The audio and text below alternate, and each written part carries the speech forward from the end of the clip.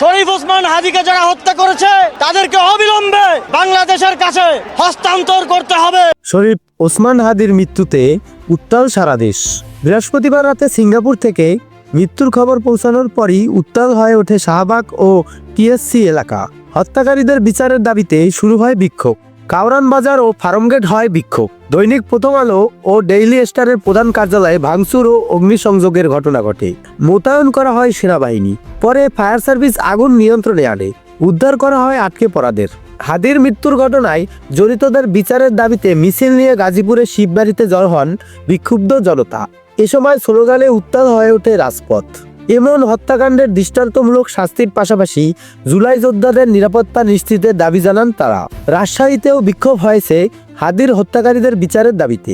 রাতে এক পর্যায়ে বুলডোজার দিয়ে গুড়িয়ে দেওয়া হয় মহানগর আওয়ামী লীগের কার্যালয়। চাঁপাইনবাবগঞ্জে বৃহস্পতিবার রাত 11:30টার দিকে জেলা শহরের বাতেনখার মোড় থেকে বিক্ষোভ মিছিল বের হয়। ইনকিলাব মঞ্চের মুখপাত্র শরীফ ওসমান হাদির মৃত্যুর খবরে তার নিজ জেলা ঝালকাঠিতে মহাসড়কে আগুন জ্বালিয়ে বিক্ষোভ করা হয়। এতে অংশ নেন বিভিন্ন রাজনৈতিক দলের নেতাকর্মী সহ নানা শ্রেণীর পেশার মানুষ। লক্ষ্মীপুর জেলা শহরের উত্তর মেথুনী ট্রাফিক চত্বর এলাকা থেকে বিক্ষোভ মিছিল বের করেন বিক্ষুব্ধ ছাত্র জনতা। সৌরভ হালদার, কর্ণভোকাল সংবাদ।